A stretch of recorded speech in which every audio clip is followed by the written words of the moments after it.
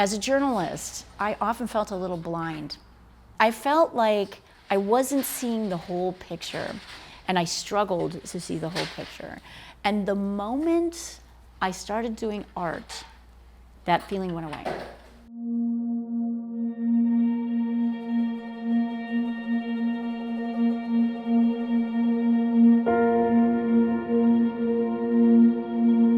When you're trying to tell your story honestly, you have to go through all the, well, I know this seems like a strange trajectory, but this is how I got from here to here, and from here to here.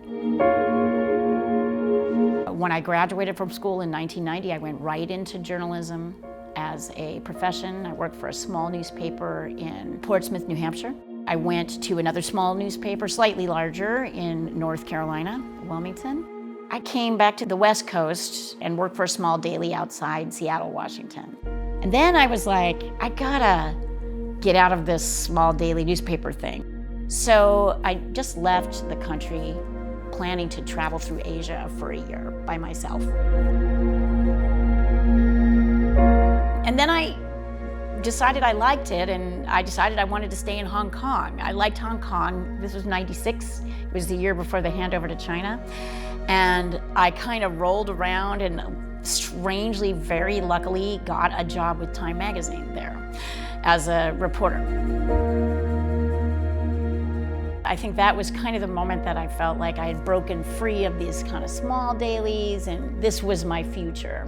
And then I got a fellowship to teach journalism in Mongolia. I was, promoted as this professional coming to teach, former Soviet journalists how to write a report. A lot of my ideas about what they were doing and interested in kind of got destroyed then. Mostly what I found was none of them were really interested in telling the truth. A lot of them were just storytelling, right? But making shit up all the time.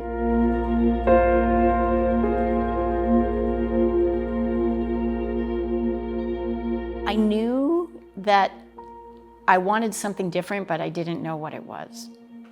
I remember this very clearly because I stopped in Hong Kong on my way back, and I met with one of the senior writers at the time for Time magazine. He said to me, "Well, what do you want?" And I remember saying to him, "I don't know what I want, but it's not this." I moved back to the US, took a journalism job working for ABC News as a producer, bought this house, and then began painting the house, many different colors. I started by sitting on my front porch, dribbling house paint just randomly on pieces of wood. I remembered a time from 5 years back when I was traveling in Indonesia, and I took a batik making class. I had forgotten about it at the time, but the moment I started painting, I got a paintbrush in my hand, I remembered sitting on that guy's porch and forgetting time. And I think that is the moment that this is the thing you have to do. I just decided to do whatever it took to make it happen.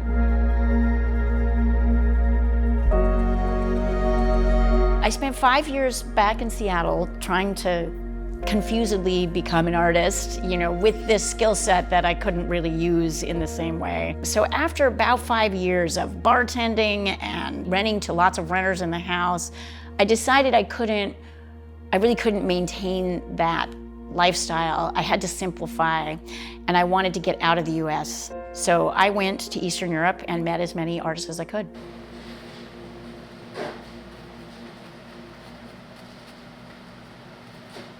I'm a representative painter, but I don't want my painting to be confused for a photograph. I use kind of drippy mark making in all layers of my paintings. What I like about it is it's a little wilder and a little less controlled. It has to do with light and refractions and a way of sort of conveying motion.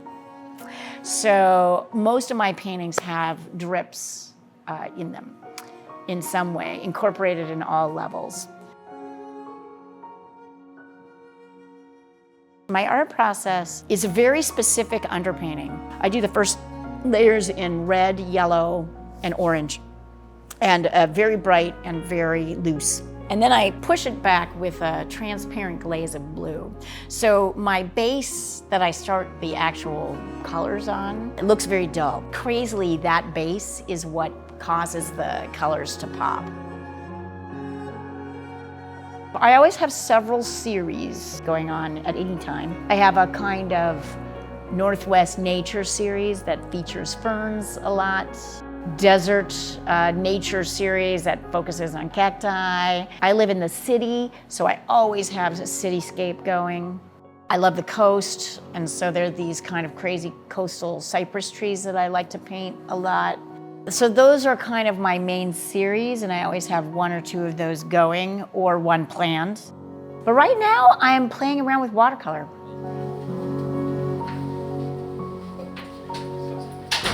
For the last 15 years, I've been teaching drawing and painting skills. It's very basic on one level. I am teaching anyone who is interested on a private basis how to learn to draw and how to learn to paint. And I do it both in person and online. Bring your easel up. My whole idea is not fucking abstract painting. It's not intuitive, feel your own like self. I am absolutely not interested in that. Or I should say, I think what's missing for people is technique, so I teach technique. I want them to have a new way of seeing the world. I want them to have the confidence to know that this is a skill they can learn, like reading and writing. I want them to know how art is put together, so regardless of what they're gonna do with that skill, they can look at it with more nuanced and professional eyes. And I think everybody should do it. So I want as many people as possible. It's kind of a little revolution for me. I want everybody to learn how to draw and paint. So what do we have time to do? What we do have time to do is something I like to call the gesture. So that is the direction that all of the sort of... My favorite class to teach is figure drawing. That's because there's something really equalizing about having a nude model standing in front of you. I remember the first time I went to a figure drawing class. I was terrible, I didn't know how to do it. But I just couldn't believe this guy was standing in front of me with no clothes on. It was so vulnerable, and so it just changed everything for me. And it doesn't matter how good you are, everybody needs help with figure. I want people to learn how to look at something and really analyze how much space different pieces take up. I want people to recognize that a lot of times when we look at a person, we're projecting onto them and we're exaggerating things. If you're not taught how to do figure drawing, everybody wants to start with the face and kind of move down. You've got to learn to measure, right? Find the outer boundaries of the subject before you can get into any detail.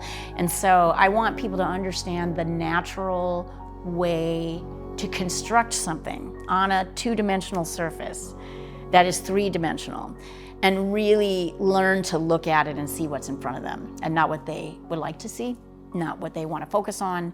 It's a really meditative skill.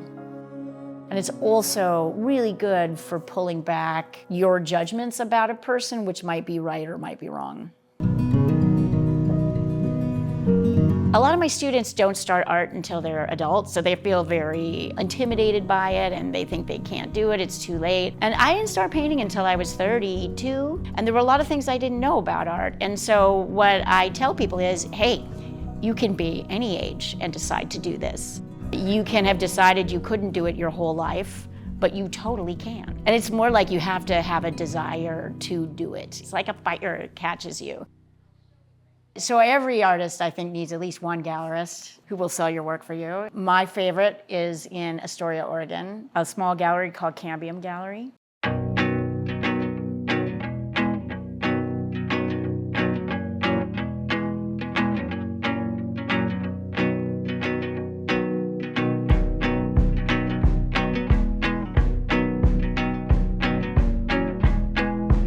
I'm Audrey Long. I'm one of the co-owners of Cambium Gallery and Coffee Bar, and I also run Audrey Long Ceramics, where I make functional tableware, restaurantware, and also teach classes. My name is Carista Trask, and I am one of the co-owners of Cambium Gallery and Coffee Bar. I am primarily an abstract mixed media artist who has been creating emotional documentation of my experience in the world for the past 15 years. I met Leah through Carista, working with Portland Open Studios. And then when we opened Cambium and we asked Leah to be our first represented artist, she just really went above and beyond. And the way that she presents herself out in the world when speaking about us, it's a very like symbiotic relationship that she is just as much on our team as we're on her team. The reason I thought Astoria was right for Leah is her paintings evoke what it means to live here. There is this freshness that comes with being so close to the Columbia River and being so close to the coastal atmosphere. The way that her ferns, which have been extremely successful here, makes you feel like you're out hiking in it. It brightens the space. Having Leah's work in here is a great way to kind of bring the outside in. No matter where her work exists, it's like you have this moment of like, you can almost feel the air that's surrounding the painting. You can breathe the ocean air, the river air, and they really just give that experience kind of year round. It doesn't really matter if it's rainy or sunny or. They're perfect to have here in the gallery, perfect on the wall, in the coffee shop, and they're perfect in your home.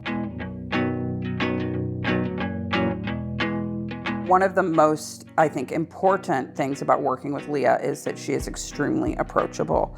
If you came into our gallery and you saw a painting that you wanted something similar but wasn't the right size or the right place, Leah always works with customers. She always has such a huge inventory that it is unbelievable what you can imagine. She usually can make it happen.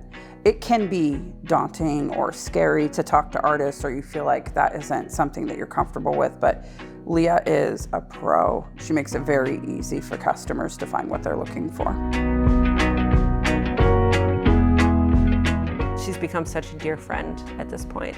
For me especially, because I didn't know or work with her before, but she started off as an artist that we represented and just this person that was kind of in our world all of a sudden to like, we make sure that when we're in town, we get to see her and spend time with her, and we are starting to know her family, and she's just a delight. That's wonderful.